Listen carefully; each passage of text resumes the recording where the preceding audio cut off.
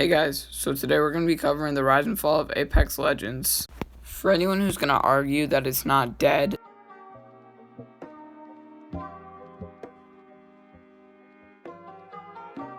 $50 million players, and you have Warzone, Call of Duty Warzone with about 50 million players.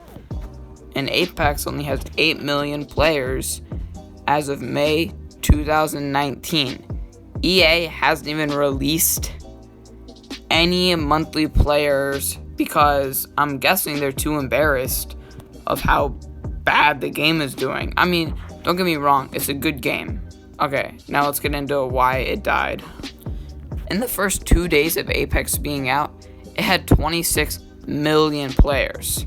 And at its peak, it had about 75 million players. That was the new world record until shattered by Call of Duty Warzone when it dropped last March. The timing that they dropped it was amazing because Fortnite was getting pretty boring and there needed a fresh new game on the market.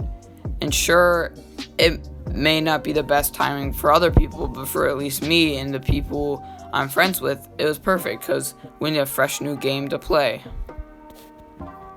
I actually found out about Apex Legends through a couple friends and a bunch of magazines such as Game Informer, The Gamer.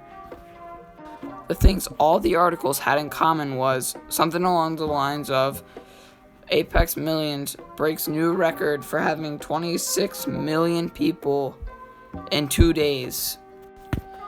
Now that's a pretty appealing magazine headline, but why did the game die? If we want to find out why, we have to go back all the way back to when the game first released.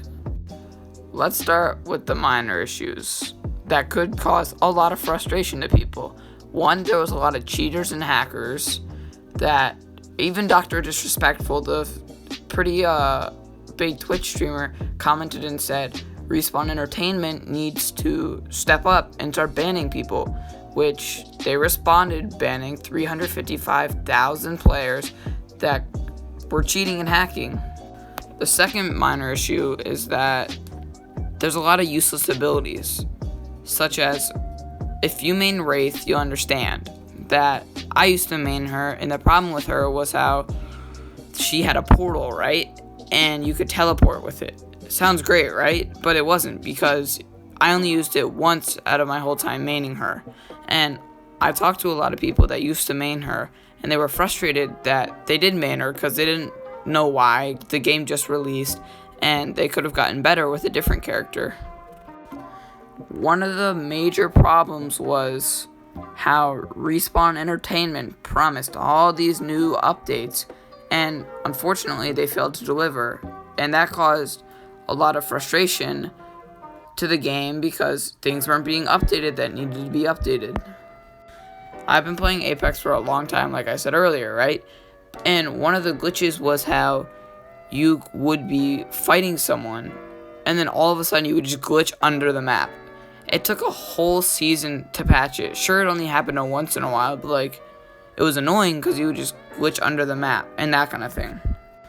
Now, in my opinion, one thing that Apex failed to do was, that other games were able to do was, in my opinion, nothing really changed while I was playing.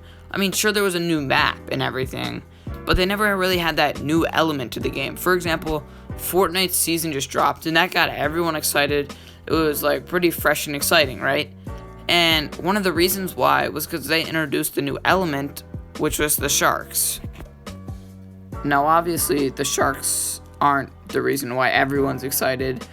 It's because, it's a new season. I mean, you could argue the same thing for Apex, being that they dropped a new character every season and that kind of thing, and they make new changes to the map. But in reality,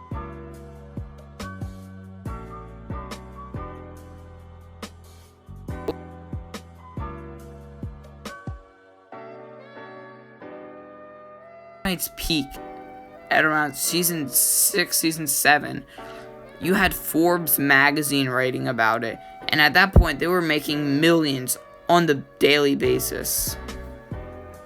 Look, I know I've mentioned a lot about Fortnite, but this is the last thing.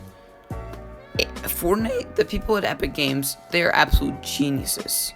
Because they partnered up with Avengers, people from Marvel, Batman, and like a million other things. For example, they teamed up with Travis Scott the past couple of months, right? And if Apex partner up with someone like Lil Mosey and he performed Blueberry Faygo, that would bring in millions of players who aren't interested in the game but could end up liking it. For example, I know there's a couple of people that haven't played Fortnite in a couple years, and since Travis Scott was doing the thing with Fortnite, that they ended up playing Fortnite again, and that brings a bunch of new players to their player base. And that could bring a lot of new life to the game of Apex Legends.